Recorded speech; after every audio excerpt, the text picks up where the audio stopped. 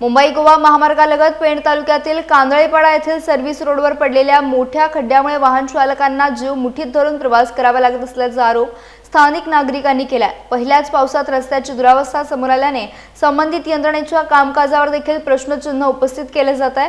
स्थानिकांच्या म्हणण्यानुसार या खड्ड्यामुळे अनेक दुचाकीस्वारांचा तोल जाऊन अपघात झाले असून काहींना गंभीर दुखापती देखील झाल्या। तसेच हा खड्डा चुकवण्याच्या प्रयत्नात वाहन चालकांना अचानक वाहन बाजूला घ्यावे लागत असल्याने समोरून येणाऱ्या वाहनांशी अपघात होण्याचा धोका वाढलाय।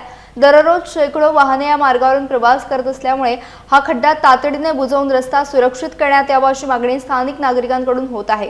पहिल्याच पावसात रस्त्याची अशी अवस्था झाल्याने कामाच्या दर्जाबाबत देखील संताप व्यक्त केला जातोय।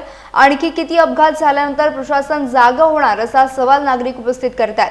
दरम्यान संबंधित विभागाने तात्काळ दुरुस्तीचे काम हाती घ्यावे, अन्यथा स्थानिक ग्रामस्थांच्या वतीने रस्त्यावर उतरून तीव्र आंदोलन करण्यात येईल असा इशारा स्थानिक ग्रामस्थ राहुल पाटील यांनी प्रशासनाला दिला।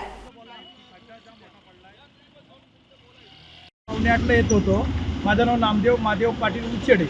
येत असताना हा खड्डा पूर्ण पाण्याने भरलेला होता आणि या खड्ड्यात एवढं जोरात पडलो की माझा पायाच्या अंगठी पण मुरगळली आणि पाय पण मुरगळला। मी अनेक डॉक्टर पण केले। आज सुद्धा मी डॉक्टर कल्पेन देसाई यांना रोह्याला जाऊन भेटून पाय एवढा दुखतोय माझा। मी दुपारी 3 वाजता जाऊन डॉक्टरला पण भेटून आलो। अद्यापर्यंत मला बसता किंवा चालता नीट येत नाही। गाडीवर बसलो तरी ती गाडीचा पाय दुखतोय की गाडी चालवता येत नाही आणि गाडी तर शिवाय आम्ही कुठं कामाला जाऊ शकत नाही। आणि असे पूर्ण खड्डा पडल्यामुळे कुठूनच जायला रस्ता नाही राहिलाय।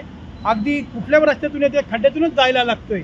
त्याच्यामुळे अनेक जण या खड्ड्यात पडलेले आहेत आणि या खड्ड्याचं काम झालं नाही तर याच्या उपोषण करायची पहिले आम्हाला येईल। गाडीवाल्यांना टॅक्स भरतो, सगळं काय करतो, मग रोडचं काम का नाही होत? ते काम व्हायला पाहिजे। रोड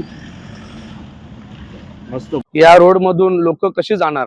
आज इथे प्रत्यक्ष लोक आज जवळजवळ 7-8 बाईकवाले पडले। आज हे रिक्षा चालक मालक आहेत, हे पण आज त्यांचे गाडीचे पार्ट तुटतात, कोणाची कैची तुटते। आज मोठी इथे जीवितहानी होऊ शकते। तर याला आता तुम्ही बघा, तुम्ही स्वतः बघू शकता या गोष्टीमध्ये उद्या इथे मोठी जीवितहानी झाली त्याला जिम्मेदार कोण असेल?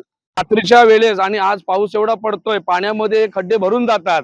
उद्या इथे जीवितहानी झाली त्याला प्रशासन जबाबदार राहील, नाहीतर मग आम्हाला उपोषण करण्याशिवाय कुठला पर्याय राहणार नाही।